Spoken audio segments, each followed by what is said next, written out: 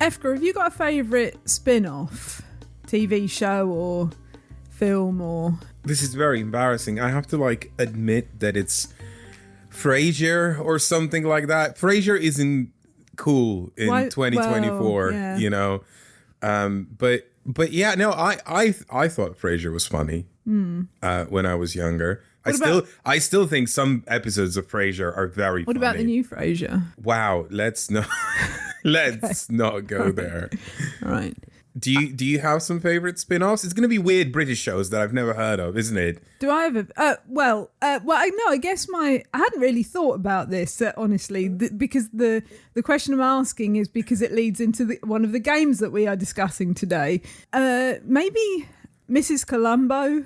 I quite like that. Well, with Janeway. Yeah. Yeah. Okay. Kate Mulgrew is her actual name, not Janeway. Or Mrs. Columbo. Yeah. But that's kind of cool, the fact that she played it's weird saying Mrs. Columbo because it sounds like Bic for women, you know. But well, no, because his name was Mr. Columbo. Yeah, no, I understand how it. Yeah, it's Mrs. Columbo. Mr. Pac-Man. Mr. Pac-Man. Mrs. Pac-Man. Miss, yeah, indeed. And you know it's Ms. Pac-Man because she has a pink bow. Yeah, you know? Right. But he was never he was just Pac-Man. Oh, can we start calling him Mr. Pac-Man and Mr. Columbo? I think we should. Yeah. Welcome to Talk Cardboard, a podcast about board games and everything adjacent with me, Elaine, and you. Me, Efka. On today's episode, we will be talking a lot about our first impressions of Agemonia and also the game that I was referring to in the cold open, Terra Nova. By the way, it's not me that called it a spin-off. Is that official? Yeah, that's official. It was Helge Ostertag that said it's a spin-off. Okay. So it's but not Helge my fault. Ostertag didn't design it. No, but he designed Terra Mystica. Well, yeah. So I see. He has a right to say this is a spin-off. Of course. Yeah, okay. It's the official spin-off stamp. Just before we get into our first game, Agemonia, I want to give you a little disclaimer that there may be discussion here of brief references to enslavement in a fantasy setting. Timestamps will be in the description. Agemonia comes from publisher Lautapellet.fi by designer Max Wickstrom, with art by Petri Hiltunen, Chad Hoveter, Tomasz Jedrzejczyk, Jera Kassanen, and Damon Mamoliti. Valiant attempt. It wasn't, was it? It was awful. Please don't write in and tell me how to... Actually, do. Tell me how to pronounce these names, then I'll learn for next time. As a member of the Baltic language group, I think the most primed to recognize that the Finno-Ugric language group is incredibly difficult. I mean, not all of that was Finnish. Well, no, that's true, yeah, but still. Tell us about the game, Efka. Okay, so I want to start by saying that this is becoming a bit of a BGG darling at the moment. I think just a lot of conversations around this game, and I can kind of understand where that stems from. And I think maybe this summary will kind of shine a good light on what it actually is in just a few words. It has the ethos of Gloomhaven and Descent 2nd Edition combined. So it's a dungeon crawler, and it riffs on both of those together at the same time. And I think that makes it very understandable as to why this game is hitting the hotness. Yeah. A lot of interest, yeah. So I wanted to say that because I want to say that, of course, this is very early impressions. We played the first pre-tutorial missions, and this is kind of like our initial thoughts, and we might potentially have more thoughts on it in video later. But I have to say, for me personally, it is not a campaign game that does what I want a campaign game to do, or like a fantasy dungeon crawler style campaign game. And it does a lot of things right. It is clearly very imaginative. There is... I mean, we'll get into all that a lot more later. A lot of world building, but also it is old-fashioned in ways that I personally don't appreciate. So I'm immediately seeing things in it that I'm like, I wish this wasn't like that. So you know, if you're enjoying this game, if you're a fan of this game, more power to you. You know, have a wild time. But we're probably going to go over some things that didn't quite. Some things that we did like, but also some things that didn't quite, you know, make us feel like, oh yeah, this is amazing, and more like, oh, I just wish this was a little different, you know. So that's the preface for the discussion, right? So Agemonia, big, expansive fantasy world, big box, right? I mean, Frosthaven size, right? Like, and similar dimensions as well. I'm not going to say it's like, oh, it's the exact dimensions, because it probably isn't. But I could hide in it. It's one of those boxes that I could probably hide in. Yeah, exactly, right? So there is immediately this sort of like, you get this on the table and it's like, whoa, this is going to be a lot of the things, right? So just like in many of these fantasy campaign dungeon crawler board games, you will pick a character. There is a roster of 7. And narratively, you can tell that they're all very different. And you can tell that by the fact that when you open the official Agemonia campaign app, which does some campaign tracking and also some audio narration, you know, by voice actors of the intros and outros of the scenarios. There is also a little blurb on each character, but on top of the blurb, and I think this is a big hint as to how expansive this game is trying to be, there is a backstory for each character, fully narrated, that it ranges anywhere between from 35 to 50 minutes. Well, my one was for Torox was only, I think, 20-something minutes, 27 minutes. Okay, so, but still around half an hour. Yeah, but I looked at... They are full audiobooks. They are described as audiobooks, not just like character background. It says audiobooks. So that it gives you an idea of what to expect from it. And if you want to know whether the writing style and the writing of Agemonia is for you, you don't even have to, like, you know, listen to this podcast. You can just download this app for free and have a listen to these backstories. Alternatively, you can find them on YouTube. The Agemonia channel on YouTube has all the backstories on it, has all the audiobooks on it. Okay, you don't even need to download the app and burn through your phone's battery. Which is what I did, yeah. Because you can't turn the screen off, because otherwise it stops the app, right? So I had to have the screen on, and I went from 100% to 66% listening to 2 stories. Okay, so before we get into the mechanisms, why don't you share your impressions of these stories? Because I haven't listened to them. I want to know, right? And maybe we can segue a little bit into what us felt about the writing. I kind of struggled with the stories, if I'm honest, even with the choosing which character. It's a bit like, you know, if someone says to you, okay, I want you to write an essay about cheese, but give me a brief first about what you're going to talk about in the essay, and you go, well, I don't know because I haven't written the essay yet. It kind of was that sort of feeling, because there was so much new wording that I had not experienced before. Lots of capital letter nouns.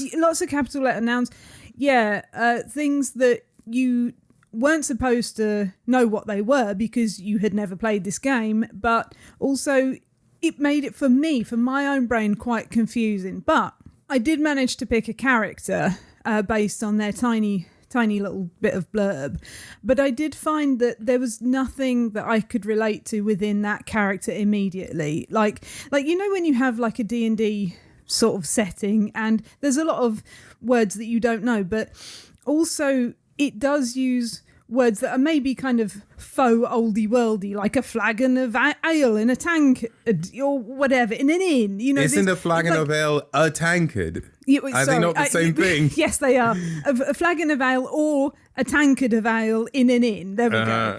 Sorry, I was getting confused by the in an inn thing. Like it was the sentence structure confused my brain. But so there are things you can kind of relate to in that sense. You might not know exactly what they are, but you have an idea of what is happening. And I found that quite difficult because a lot of that isn't present. Because, and I said to you, it's a bit like trying to read the Silmarillion before you actually read Lord of the Rings or anything else. I don't think the Silmarillion is any better after you read Lord of the Rings, but that's kind of how it felt. There was so much information in these backstories, which I know some people have really enjoyed and gone, this is brilliant, this is great, but I couldn't get over. And I don't know if this is because I'm not used to reading fantasy fiction so much. I don't know.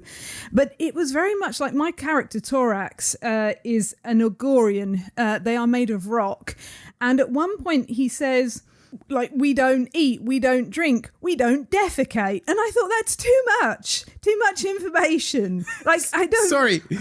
I don't says know we why. don't defecate? Yes. This is like Ulysses all over again. And then he says, like, am I real? Am I a real thing? I'm just made of rock. Like, it was just like, oh, please, this isn't really the story I want.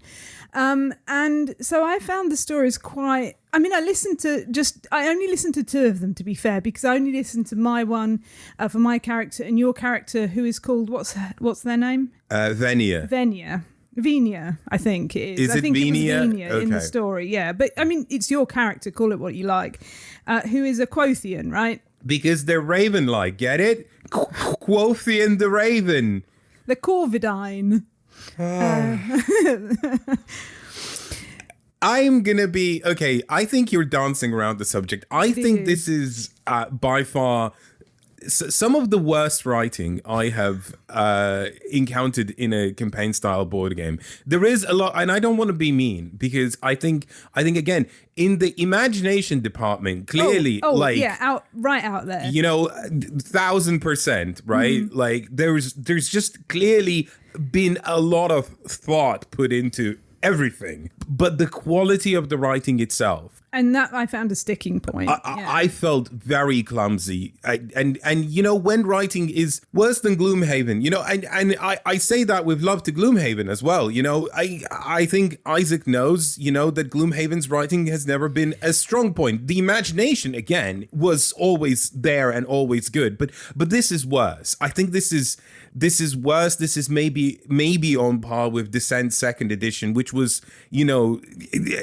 zany is the best adjective I can come up with. And staid would be a more appropriate one. And this is staid but clumsy as well. And so I take no joy or pleasure in saying this, right? I wanted the writing itself to be better. And there's a lot of info dumping and exposition. Yes. Just everywhere all the time, and then when it isn't doing that, when it's trying to advance the plot, it feels very clumsy. There were moments in the game where suddenly we're bombarded, like out of nowhere, right? This random character says to us, I am the only one who can save Agemonia. And I'm like, and that being the whole continent, the party. Right? No, yeah, sorry. Yeah. That being the whole continent, and or the world even, like I don't know what Agemonia. I still haven't read enough to find out what Agemonia, whether it's the whole world or just like this continent. I in don't the world. feel like I have really. Yeah. It's immediately a lot, but so abruptly that like it just feels very clumsy. And I know I keep saying the word clumsy over and over again. I'm clumsy myself. Yeah, I'm being clumsy myself, but this is a podcast. It's fine. So I don't know. I didn't dig it. I'll be very honest with you. And for me, that's one thing I'm kind of starting to look for in these fantasy campaign style dungeon crawly board games. Oathsworn set the gold standard now, but also Artisans of Splendid Vale. I liked Artisans of Splendid Vale mechanically less than even this game, but the writing department, was a home run, right? And also. You have games like Kinfire, which I thought did an okay job. It was certainly interesting and engrossing.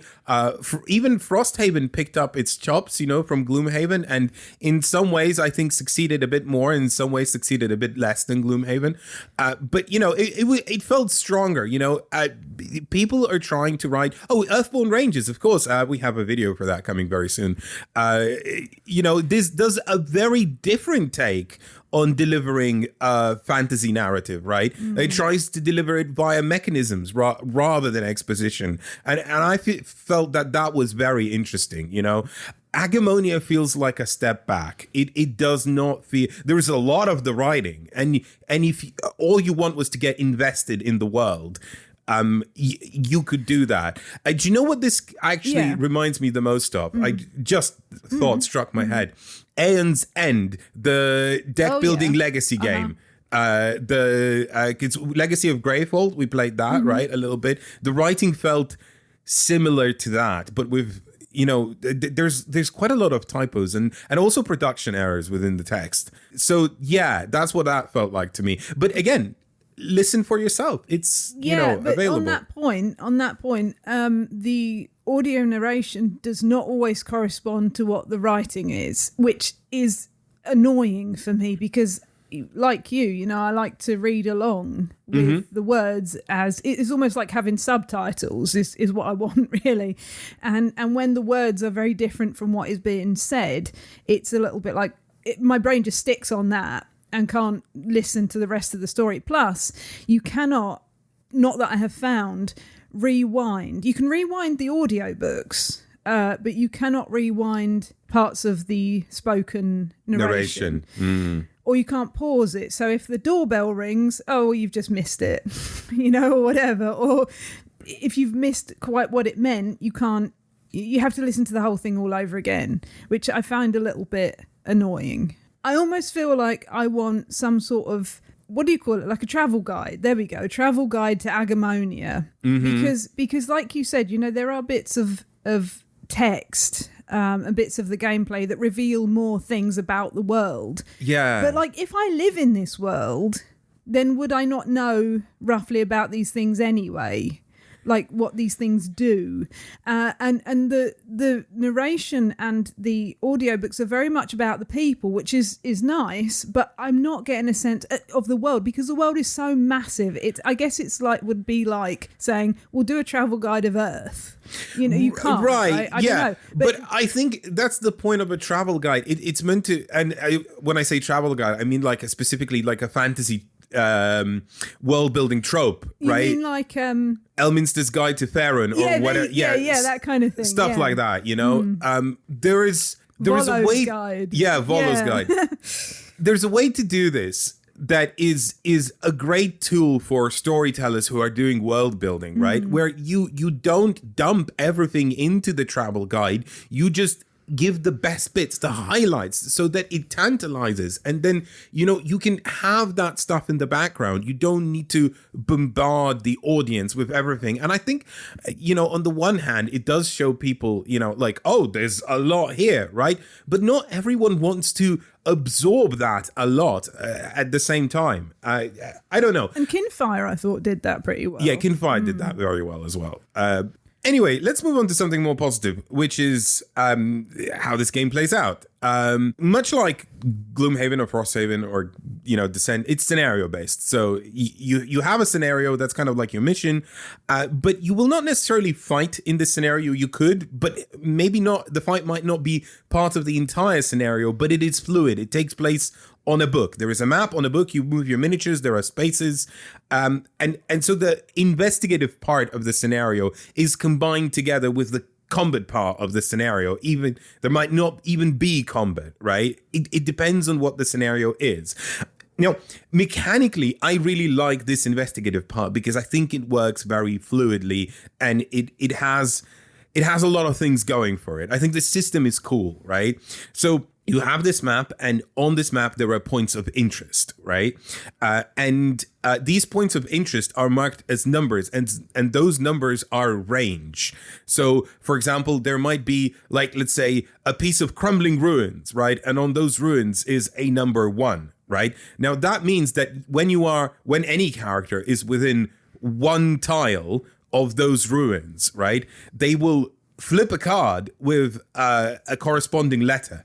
And that card will, it's like this big size card. It'll have some text, maybe a picture. It will give you a better idea what's in these ruins. Oh, there might be something under the rocks, and then the card itself will say, well, when you're in range 0 of this card, meaning you're on the same tile as the ruins, you could flip it. And that would mean, digging in the rubble and seeing what's under those rocks. It's something like that, and it plays out in very different ways because it drives all of the interaction with the scenario, and it hides all the puzzles, it hides like maybe combat, you know, because you encounter something that's not entirely friendly to you, you know, and you won't know that until you actually move into this place.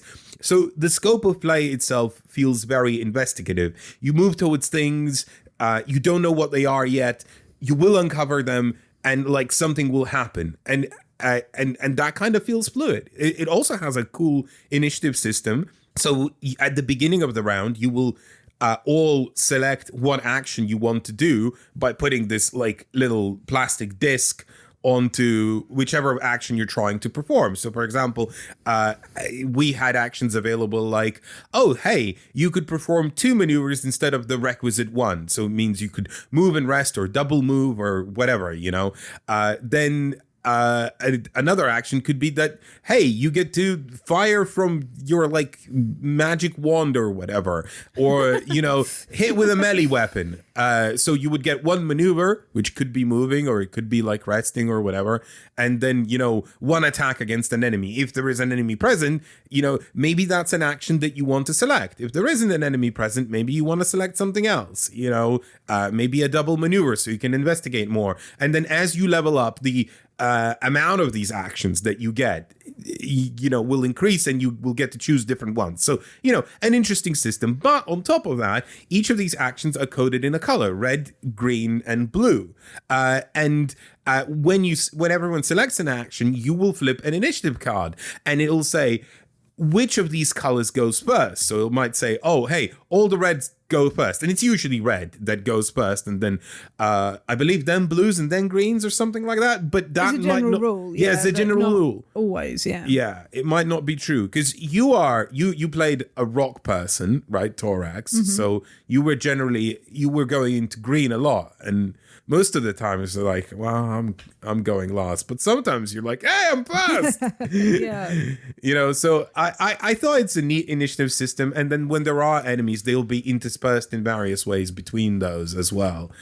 You know, so some enemies are faster, and then also like the initiative card kind of determines what action they perform, because they have multiple actions. So they might be like, you know, swooping in fast, so you need to make like basically a dexterity save, or, you know, maybe they're just trying to, you know, jump and grab you, so you need to make a strength save, and you know, it's stuff like that, right? So I like this initiative system, and I like the exploration system. I don't know about you. How do you feel about that? There was a lot about this that I did like. I like that it was in a book instead of having tiles that you have to try and find in a box and then lay out. And I realised that makes the world smaller in some ways, that it's not as dynamic. You can't lay tiles out in whatever configuration you want. Like, it's a printed page on a book. But there are things that change that and amend that. So that I found quite interesting.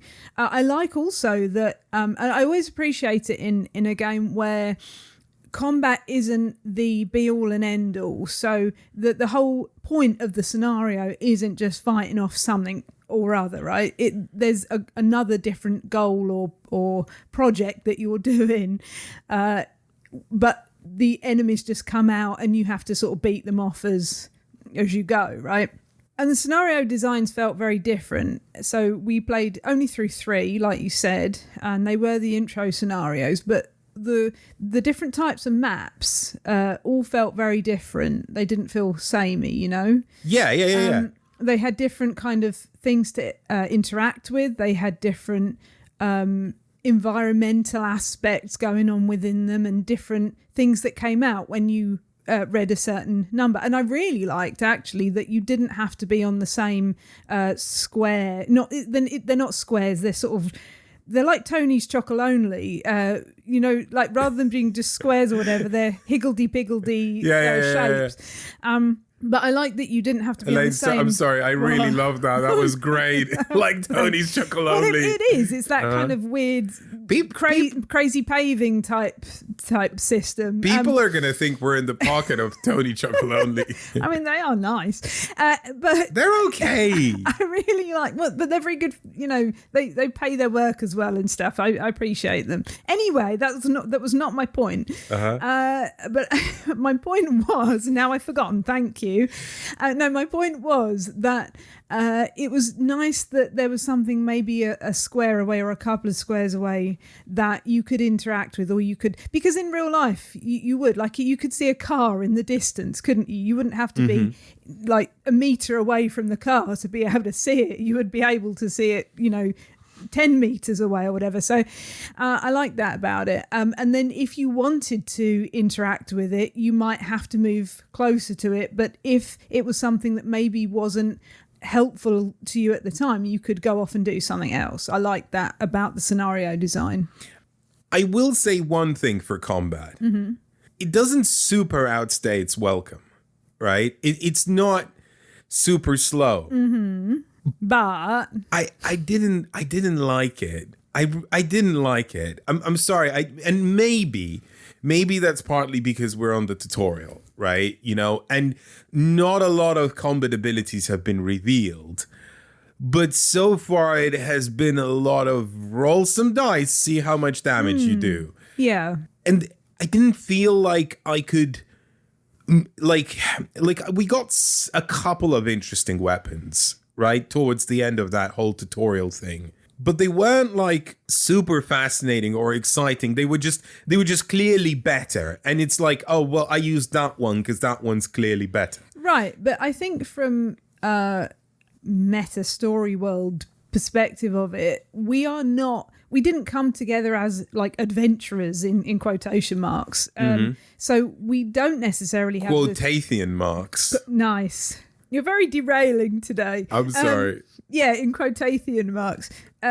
So it's likely that we will find things as we go. Yeah. And they will be more interesting weapons. They will be have more interesting things to do with them than what we're doing, which is just whacking someone with a shovel, but or like whatever. And that's the thing. I think but the problem is, it's okay. So when you attack something, right, you are told how many dice you roll, and then the weapon that you have, might modify the hits. There is, like in Descent, a special symbol on a die, and so far it is spend some stamina and like turn that into successes. But I am like absolutely certain that there will be future abilities that will manipulate that symbol in some sort of ways, and it'll say like, hey, do this, right? I just don't find that very interesting. I find that very 2008, like it's just it feels about a decade behind, when we have had so many different systems that have advanced on that idea, right? And did something more interesting. Now it is like, even if you get future abilities, well, what will it do? Will it modify how many successes we get? Will it modify like, oh, if you attack at this range, you get more successes, or you get to roll an extra die, maybe, right? But it is still roll a die, see how much damage to a monster you do, equal to successes, right? I don't find that exciting or interesting. And No, this is I think also the main advantage that board games have over role-playing games in terms of playing this expansive fantasy campaign, that unlike role-playing games, you can have these advanced interesting systems that make the combat very tactical, like in Gloomhaven, like in Oathsworn, like even in Kinfire, which the system was very simple, but it felt tactical, right? Here, there is nothing of the sort. It is roll die, see what number you get. Yeah, no, that's true. And actually, we don't have anything at the moment that seems to change how good we are with any kind of weapon. Like we were given, I don't think this is much of a spoiler, we were given a shovel. I've already mentioned this at the beginning. And if you had the shovel, you did the same sort of, like, it depended on your action that you took as to how much damage dice you would be rolling. But the actual shovel itself didn't change based on who had it. So, but do you know what I did like? That we had a shovel and we could dig with it, but also use it to hit things. I thought that was very, like, that's a real world thing. Right? Yeah. There are items and weapons as well. And I mean, all weapons are items in this game, but you know, like they can be used in different ways. Like, again, and it comes back to this nifty system of like, when you're in range of something, you will see what that is. And then when you're closer, you might be able to interact with it. And the map is very dynamic and environmental in that regard. And then keying off of various things like, oh, hey, do you have like, you know, a hook and rope? Oh, you do? Okay. You can climb this thing now, right? It's like, cool. And actually, I think that was necessary in some ways because I think it would have been a lot more frustrating. I already found it a little bit frustrating, but I think it would have been a lot more frustrating if you'd have had to gone into the same square as something and then it said, okay, you require a shovel to be able to do this. And then you'd been like, well, I haven't got it and you've got it and you're halfway across the other side of the map. So what am I doing now? So if you can see it within 2 squares, you can go, okay, I'll leave this for you. I'll just put this card on the table and you can interact with it when you get a bit closer to it. Well, as a tutorial, it was frustrating because there was a lot of trial and error. But like, I guess it does, you know, and the tutorial isn't short. You know, it is 3 sessions, but like the 3rd session was quite long, you know. It took us a good couple of hours, didn't it? At least, you know, yeah. I think we spent like a good 3 hours on it or something like that. So it wasn't nothing, right? But it does, you know, kind of like teach you through this trial and error element of like, hey, you know, like, do you see a cliff? Maybe if you don't have a hook and rope, don't go next to it. Maybe the other character should go to it. Which brings me to kind of my point number 2 and what I didn't like about Agemonia is the scaling between player counts. Oh, yeah. So it does some scaling. Right? So, for example, if there are more monsters, they have more hit points, therefore more hit point sponges. But like if there are less players, there are less hit points. Okay. But the amount of monsters you have is the same regardless of player count. Now, I don't want to get too nitty gritty, but like here's a very simple example of why the scaling isn't like so great. So yes, okay, these monsters have less hit points, right? But whether you're playing with 4 characters or with 2 characters, it's still 4 monsters, right? So when 4 monsters are attacking 2 characters, yes, they are easier to kill, but it still takes some time, right? So, you know, there's 4 things hitting 2 people versus 4 things hitting 4 people, right? Those 2 players get a lot more punished. Combat becomes much harder. But that scaling doesn't just extend to the combat itself, it also extends to the scenario design. And within the scenario design, scaling almost doesn't come into play. There is a big map in each scenario of a lot of things to explore, and whether you have 2 people exploring them or 4 people exploring them, that's a very different number, right? That's like, with 4 people, you're going to trigger things twice as fast because the game encourages you actually to split off, to split the party, which is something we've always been told not to do. Yeah, no, it does it on the first scenario. In the very first scenario, it encourages you to split the party, and which is something if you're playing with 2 players, you can't do as well as it is if you're playing with 4. You could investigate more things and maybe find out things that we didn't find out that might have been helpful to us. And I think that was a bit of a sticking point for us. Yeah. So minor point. I don't know. How do you feel about the whole stamina and health system?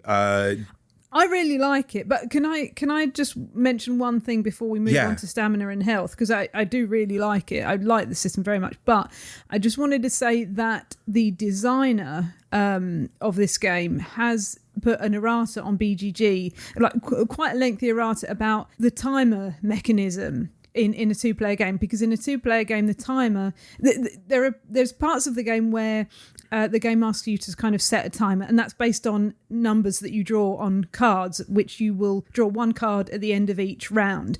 And if you're playing with 2 players, those will trigger far more often than if you were playing with 4 players. Like, that's just maths, right?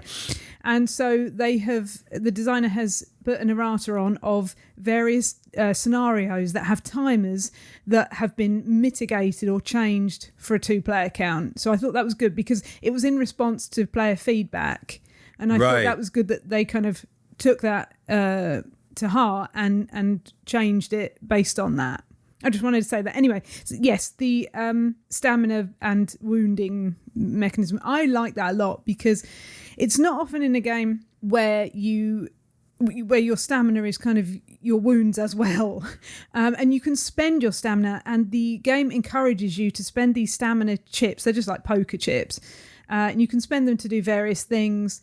But they are also, if you are wounded, they will flip to their other side and become red. And then if all of those are used up, you will take a wound. And I just thought it was very clever, because you're balancing how much stamina do I have left, what can I do with it, and will I be taking damage from whatever's around me. Well, you probably want to spend this stamina. Well, yeah, because if you spend it, it doesn't automatically sort of go away. You can then still flip it into wounds. Yeah. So you might as well spend it on your actions, because you're going to take damage from it anyway. So I just thought that was very clever. I like the system. I thought that was it's a minor point, but it was one of the things that made I don't know, it's a little bit of like brain work, busy work, you know, but in a way that feels like fun rather than annoying. So I enjoyed that, and I enjoy admin anyway. Yeah, so. Well, yeah, but it does kind of push you in a direction to be a little bit more reckless and a little bit more carefree with what you're doing, and I think actually that's very clever design, and that's really neat. But this whole thing boils down into one thing that kind of is really preventing me from enjoying the game. This narrative, I appreciate that some people don't care for the quality of narrative, or come to expect, not high quality narrative in board game campaign games. My question is why? Why can't we have better? People have been trying to do better. So, but for some, I appreciate some people, this is not going to be a sticking point. It is a sticking point for me. The scaling that doesn't kind of mesh with player count, because you are rewarded for having more players. And this all boils down to in this one final point. And that's the whole idea of fail forward in role-playing games and TTRPGs specifically, and also, moving more into board games. So the designer clearly knows the concept of fail forward, because there is a game mechanism in this game called fail forward. The irony of that mechanism being called fail forward is that it isn't actually fail forward. It's just fail, right? The way it plays out in Agemonia, because you can succeed at the scenario and you can fail at the scenario. And if you fail at the scenario, you are worse off. And then if you succeed at the scenario, you are better off. But the mechanism of fail forward is that no matter what you do, you get to proceed. But so that mechanically is represented. But the spirit of fail forward is that regardless of whether you succeed or you fail, you get to proceed, but you get to proceed in different directions, not necessarily worse off or better off. That it splits the narrative. It pushes you in different avenues, and it becomes a part of your story. That is very much not present in Agemonia, and in fact, we have encountered a very persistent sort of ethos of like, hey, did you succeed at this? Well, good, because that's going to make going forward easier. Did you fail at this? That's going to make going forward harder. And then it just snowballs. And it has snowballed for us. I disagree with you very slightly, right? I know what you're saying. But what's weird is that the game seems to have this fail forward system, but only specifically when the game tells you you're going to have a fail forward system. It's not pervasive. It's not a spirit in the game. It's not something that just goes throughout the game. It's when the game says you failed, but this mechanism says you fail forward. And I find that very weird, because like you said, there were things that we didn't do or didn't get that made our game harder. But I don't know, because we haven't played enough, whether those things will will just be a branching path in the future. So, because there are things that like you write down different entries for your like journal or whatever it's called. So I don't know if those things are just going to be a different way the game will go, like a different direction the game will go in. So far, it just felt punitive. But we've only done the tutorial. But yes, but that's what I do agree with you, that the things that we didn't get were punitive because they were referred to in the next scenario, and if you don't have this, you're worse off. So that was, I don't know if I agree with you is my conclusion on that. Like I know what you're saying, but I don't, for me, I don't feel like I've played enough of it to know whether that's true or not. I agree with you on that. Yeah, this jury remains out on that, you know. but again, this is first impressions, and that's how we felt so far, you know.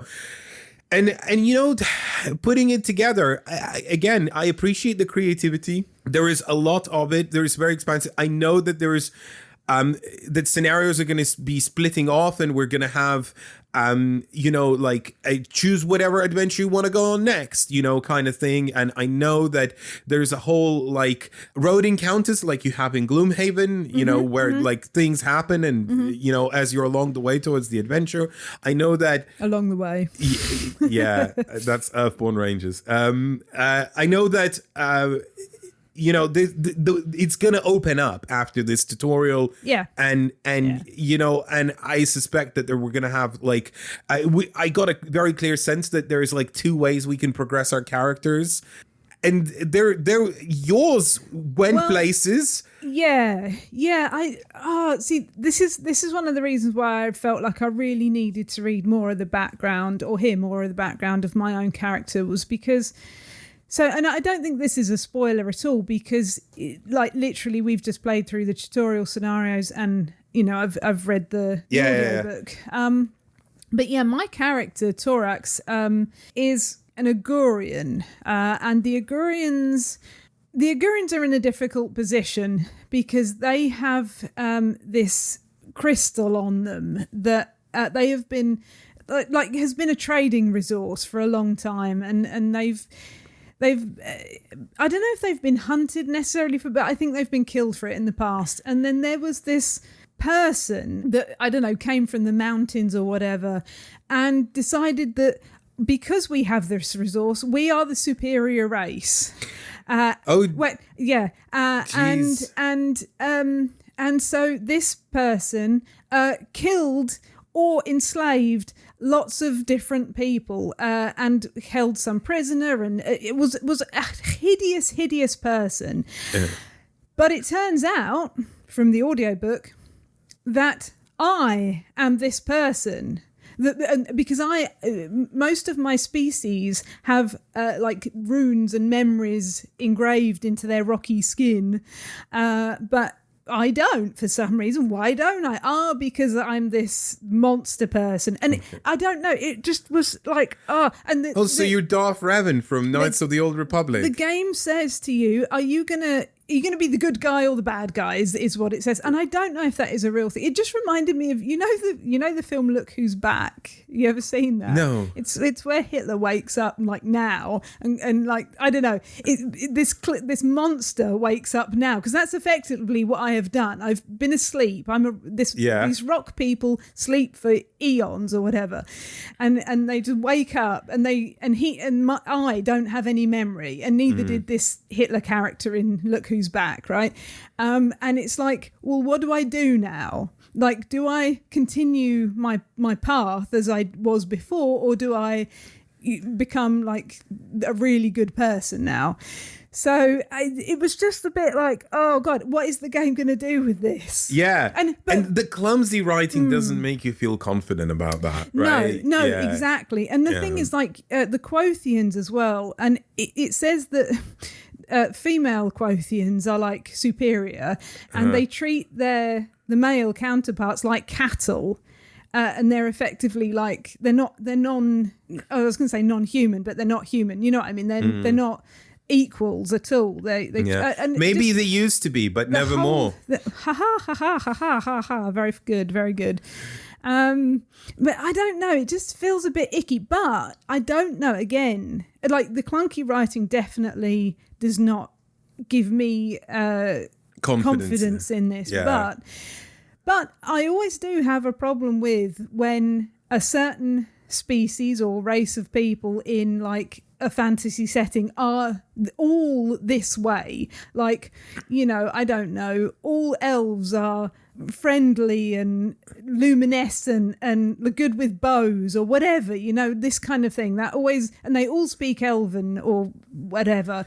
Yeah, Gygax casts a long shadow. So, you know, I maybe what this world is doing is trying to represent more of what we actually experience in our own world. I don't know. But you have it gives to be me very, the cooies a little bit. Yeah, you have right? to be very careful in how you do that. I think. Yeah, and right, and that goes back to this kind of not excellent writing. It needs to be done in such a way that it comes across in the way that it was meant. Yeah. And I'm not inspired to believe that this will happen.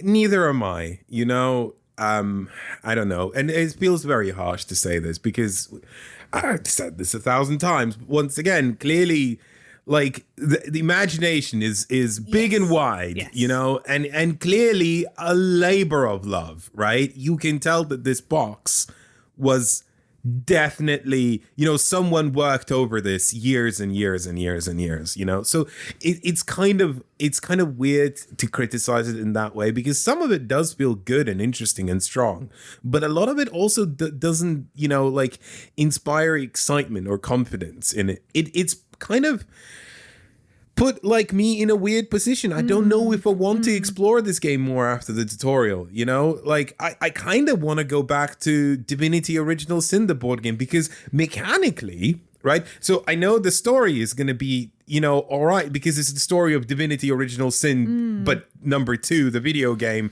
And like, you know, Larian has more than once proven their chops that they're capable storytellers, right? So I kind of want to go back to that instead, but also because mechanically it's just a little bit more interesting for a roll some dice, you know, fantasy adventure campaign game that actually works in very many similar ways, but has also a learn to play tutorial like Agemonia that is less reading and less rules, but somehow more mechanical grit. Right? Like the mechanisms feel more interesting because of this whole, and that was in the video game as well, but there's these whole elements and, you know, hey, let's throw some water on some fire, it disables the water, that kind of thing, you know, all these elements cohabiting together and abilities triggering off of each other and adding bonuses to the other.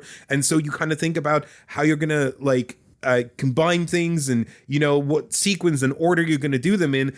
And it does it in so much less rules, right? That I'm kind of like, well, why would I play this, you know, like bigger, more kind of clumsy game, right?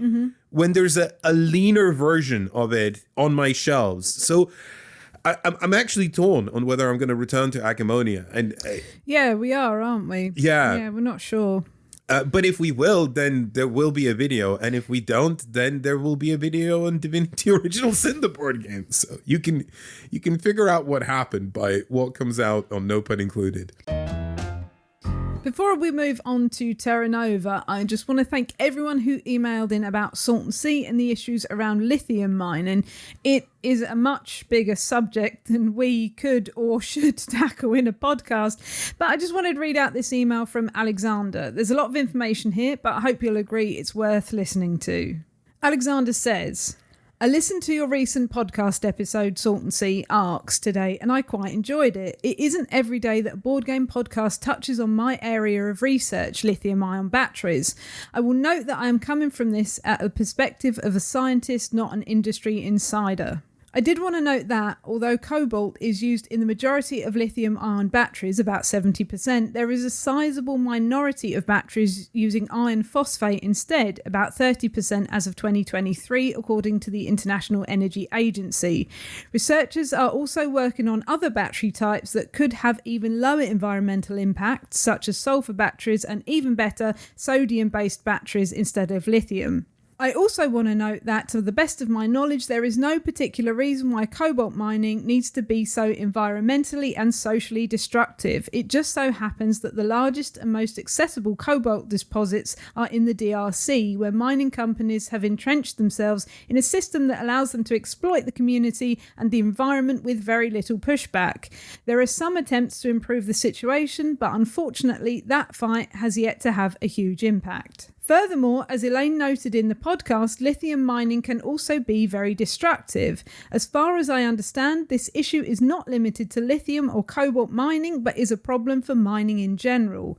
Digging up lots of minerals from the ground will always carry large risks for negative environmental impacts, and safety and community engagement will always be something that occasionally stands in the way of profits, and thus mining companies will tend to oppose them. Even if mining is done responsibly, one of the ongoing issues in the USA, even in areas where authorities want to hold the mining companies accountable, is the complexity of closing a mine. Oftentimes, filling in the hole is not feasible, but leaving the mine open can also lead to new dangers, as the mines will typically fill up with water. Just search sites like the Berkeley Pit or even just Mine Closure Toxic Lake, and you will find reports of multiple closed mines where the mine has filled with water, which then causes various toxic chemicals to leach out into the water, where it can then cause issues for wildlife and people who might interact with the lake. As of now, we don't have any effective method of fully cleaning up such sites and returning them to their pre-mine state. Instead, these toxic lakes become a long-term health hazard that must be fenced in and warned about, typically at government expense. Unlike with operational mines, this issue cannot be effectively resolved with fines or taxes, as the mine is already closed and no longer profitable. The only solution is for communities to hopefully learn from past mistakes and design policies so that mining companies must take action to assure a successful closure before the mine is actually closed, such as creating a mine closure fund. All of this is a difficult process. While I understand the desire to avoid these issues, I am of the belief that engaging in these topics is the only way for the broader community to honestly come to grips with issues facing our communities and work together to come up with better solutions. In many cases, scientific methods for a better system already exist, but science alone will not solve the issues.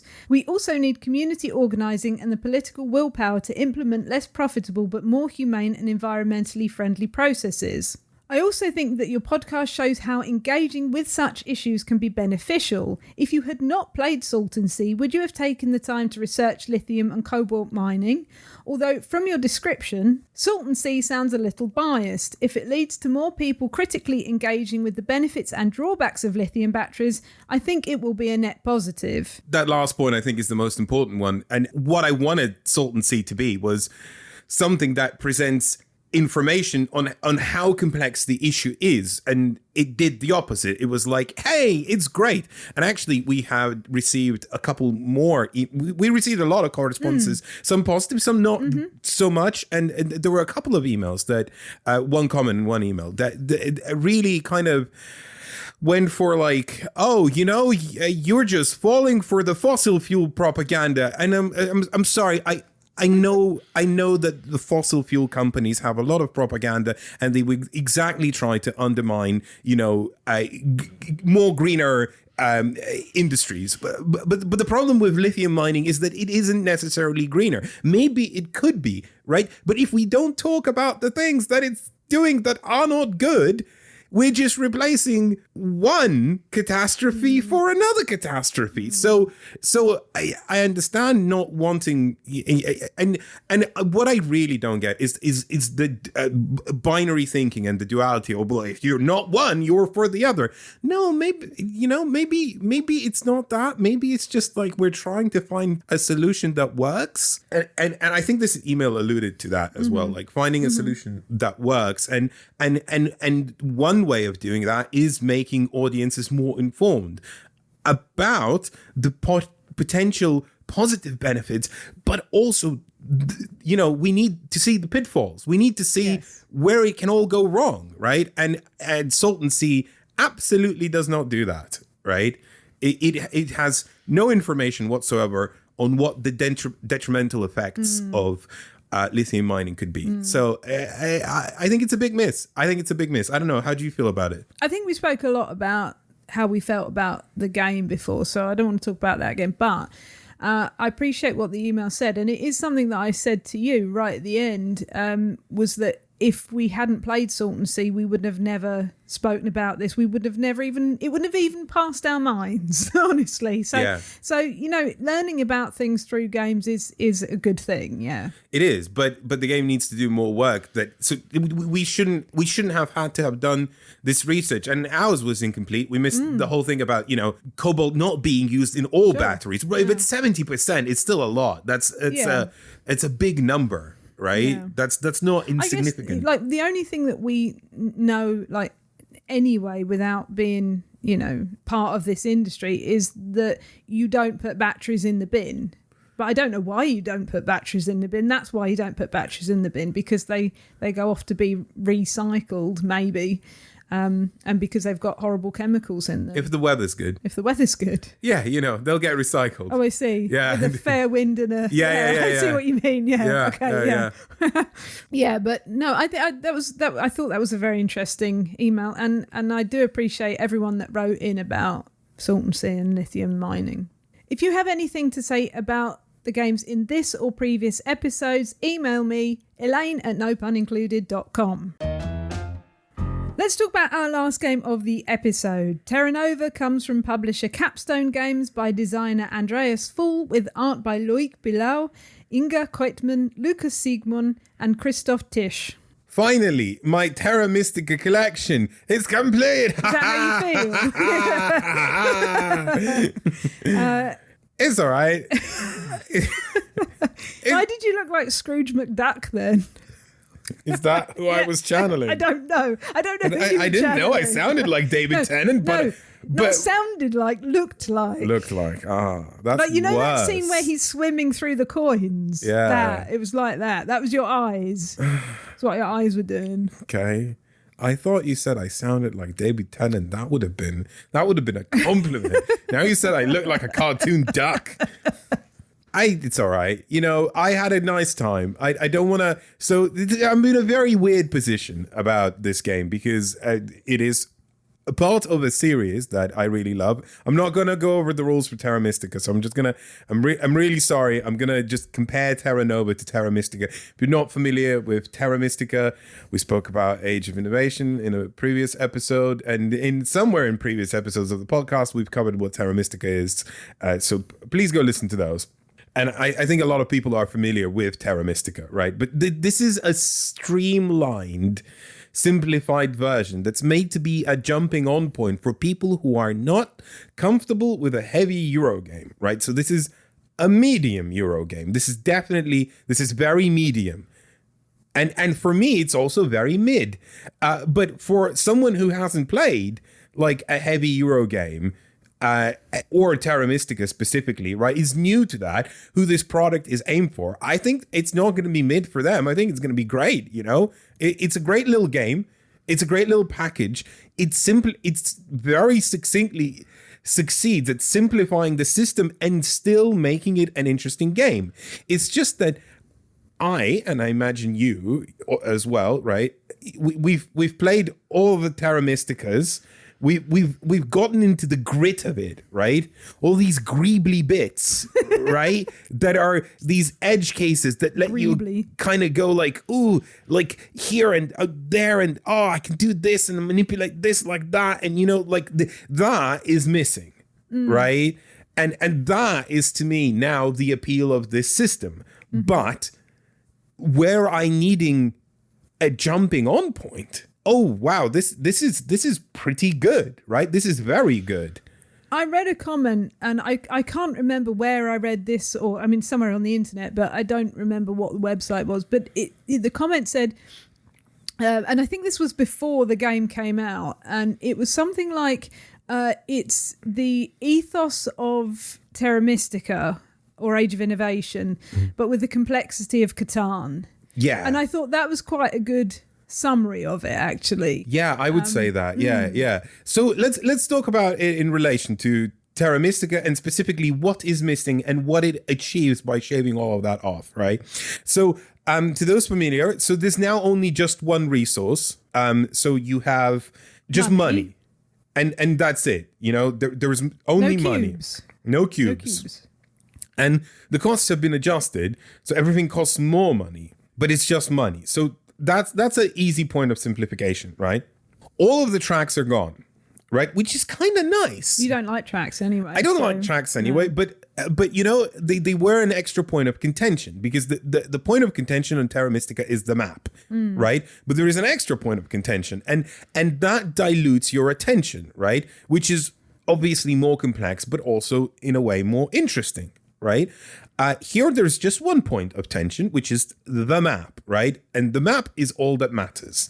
So on the map, you build the things like you did before, but now there are only 3 things to build. So there are the dwellings, the little houses, the trading posts, and the castle, right? There are 2 castles, but because there are no more priests, because there are no more tracks, you don't need any more priests. Because there are no more priests, you don't have temples and universities anymore, right? So that's all gone. You just have 2 castles that you can upgrade from a trading post, and they each unlock a different ability, right? You know, one of them is still like the castle, the main kind of like, you know, here's your faction's benefit, and the other one is kind of like a little nifty thing. So, for example, mine directly replaced the university. So I was playing the leprechauns, which looked really cursed on the artwork. So I posted a picture of them on Instagram, and someone said, "Thanks, I won't be sleeping now."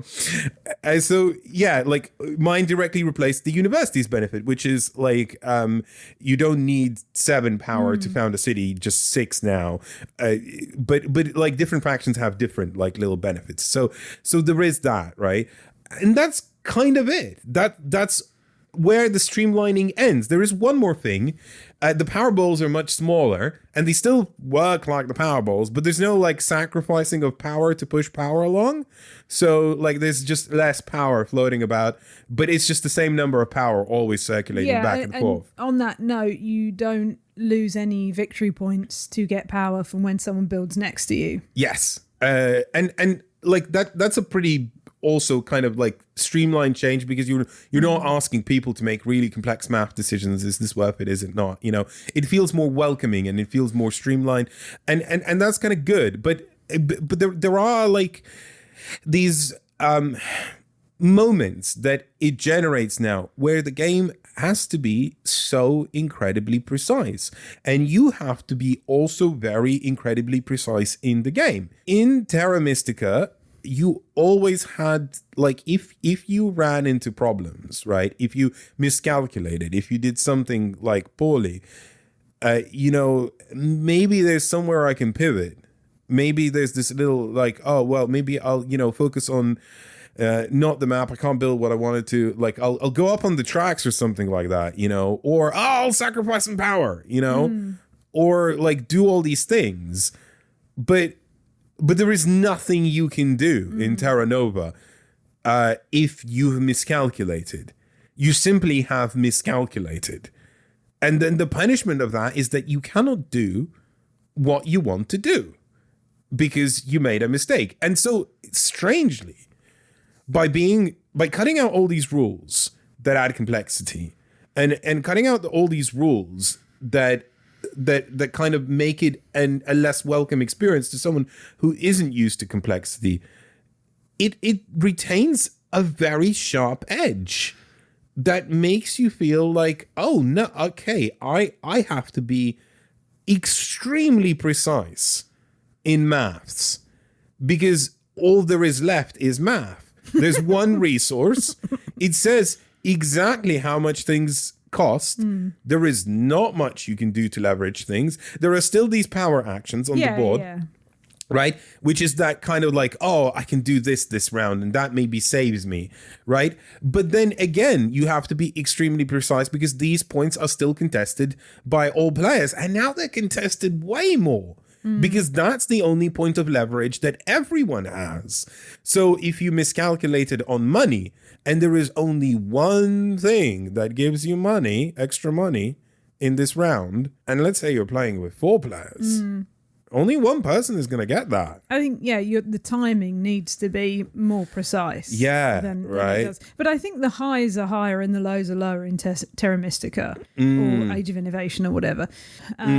Because, sometimes I understand your point about it having to be very precise because maybe you can't do anything, but I've felt that in Age of Innovation and Terra Mystica and Gaia Project, and you've watched someone else have a good turn and they've done this and this and this and this, and then it comes to your turn and you messed up last turn or maybe 3 turns previously, and you've ended up in a position where you can't do a lot, and it changes the game for you at that point. At that point you go, I don't think I can pull this back now.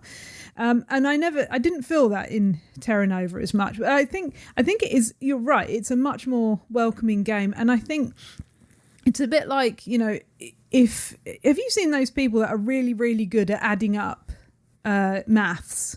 Like, you can say to them 9, 7, 14, 25. Are they on display somewhere? Like, where am I supposed to have seen them? Like, videos on the internet. You have the internet, right? Right, okay, I see. Videos on the internet. Like, I can't do that, but I can add up, right? But they can do it in a much more efficient way, and that's kind of, but I don't have a broad knowledge of maths. I can't do calculus or Euclides or whatever. I don't Euclides know, like geometry and right, this and that and the other. And I don't have but I can do maths, and that's kind of how I felt with Terra Nova. Was that you could get much better at it, but you could only get better at it within a framework. Whereas with Terra Mystica or Age of Innovation, there are so many branching paths and avenues and things that it's much harder to keep track.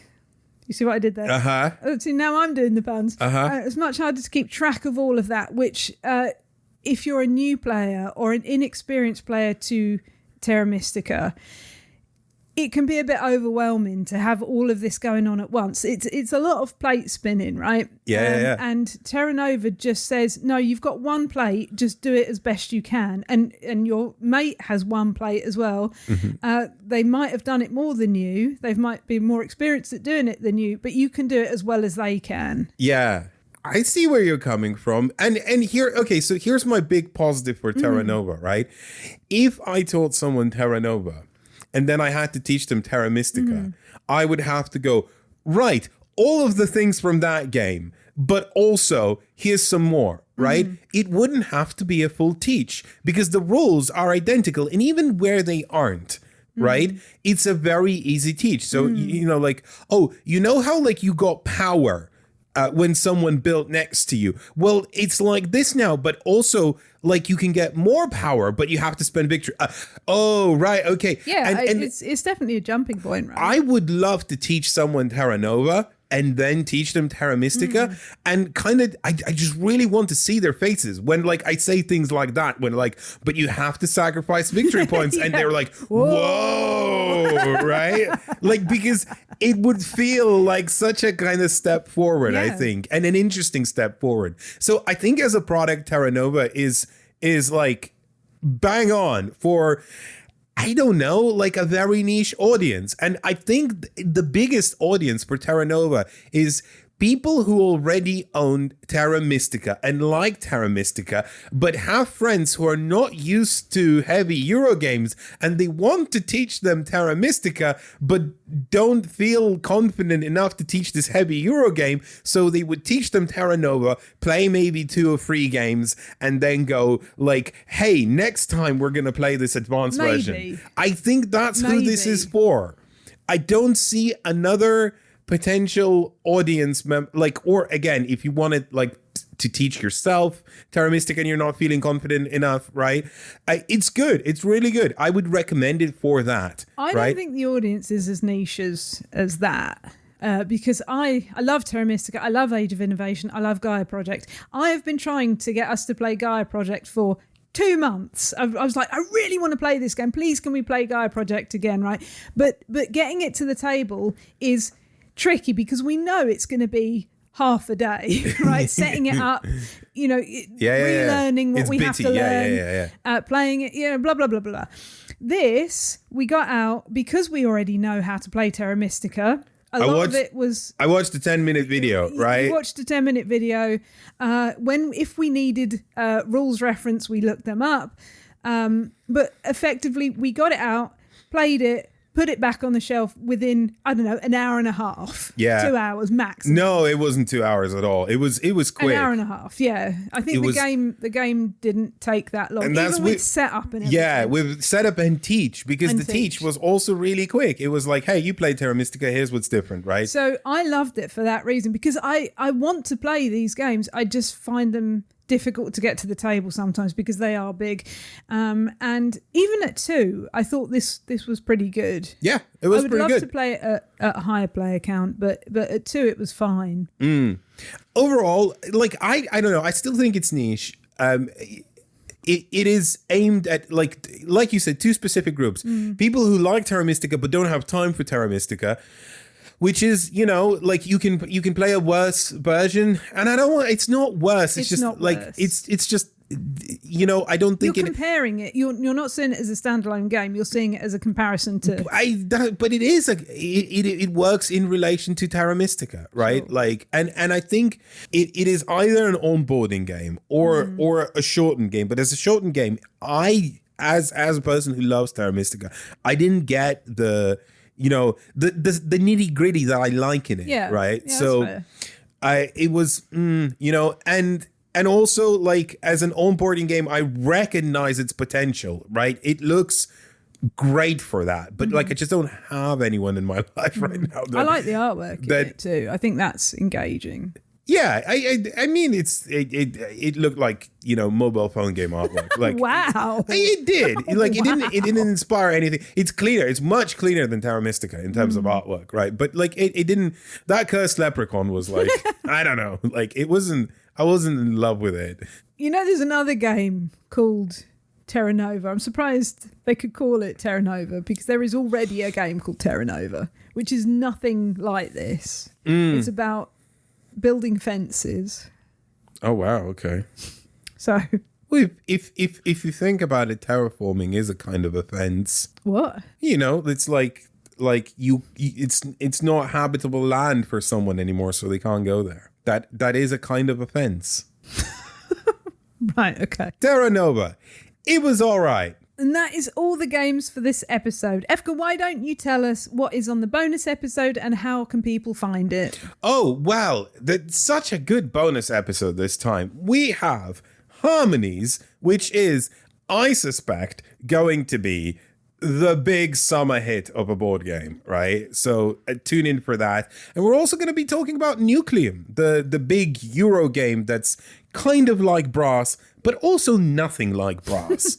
So if that piqued your interest, you can go to patreon.com/nopunincluded, which is the website where you give us a bit of money every month and support our ongoing work in independent board game reviewing, because none of these games are review copies. We get everything ourselves. We don't liaise with publishers. We just get games, review them, and then deliver our verdict to you via this podcast and our YouTube channel, No Pun Included. So if you want to support that, patreon.com/nopunincluded, and you will get bonus episodes of this podcast. Every time an episode comes out on the main feed, we have a bonus episode, and if you support us, you'll get like all of those. You can just go in, listen to all of them, leave after a month if you can't afford to support us for a lot. Like, £4 buys you into all the bonus episodes. So if you want that, that's there. Finally, what is your game of the episode? Terra Nova. Now that we've cut down the amount of games we're covering, this segment feels very weird. Yeah. Terra Nova is our game of the episode. Thank you so much for listening. And with that, why don't you say goodbye, Elaine? Goodbye, Elaine. Goodbye, Elaine.